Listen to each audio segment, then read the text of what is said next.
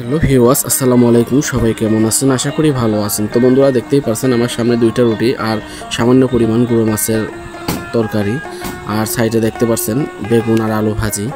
তো প্রতিদিন মাছ মাংস খেয়ে খেয়ে শরীরটা এমন হয়ে গেছে, কোনো খাবারের উপরে রুচি নেই। তার জন্য আজকে আমি ভাবলাম যে ভাজি দিয়ে আমি খাবো। তো প্রত্যেকটা মানুষের প্রতিটা দিন বিভিন্ন ধরনের সবজি খাওয়া জরুরি, কারণ শরীর সুস্থ রাখার জন্য সবজিটা মানুষের প্রয়োজন। তো মাংস জাতীয় খাবারটা কম খাওয়াই ভালো। মাংস জাতীয় জিনিস যত খাবেন আপনার শরীরে বিভিন্ন ধরনের রোগ ব্যাধি বাসা বাঁধবে, আর তরকারি জাতীয় জিনিসটা আপনি যতই খাবেন আপনার রোগ প্রতিরোধ ক্ষমতা বাড়াবে শরীরের জন্য। তার জন্য সবারই প্রয়োজন তরকারি জাতীয় জিনিসটা খাওয়া।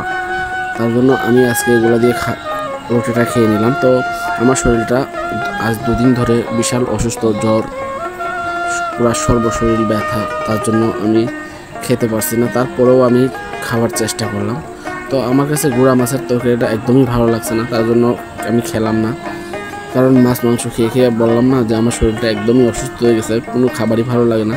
তার জন্য আমি যখনই আমাদের বাড়িতে ভাজি রান্না করে, মাছ রান্না করে, আমি মাছ মাংস রেখে আমি ভাজি ভর্তা এগুলো দিয়ে আমি খাওয়া দাওয়া করি। তো বন্ধুরা, আমার এই ছিল আজকের ভিডিও। তো সবাই অবশ্যই আমার চ্যানেলটাকে লাইক দিয়ে সাবস্ক্রাইব করে আমার পাশে থাকবেন। তো অবশ্যই সবাই বেশি বেশি মাছ মাংস থেকে দূরত থাকবেন, তরকারি বেশি খাবেন। তরকারি শরীরের জন্য অনেক উপকারী। তো সবাই সুস্থ থাকবেন, ভালো থাকবেন আমার ভিডিওর সঙ্গে।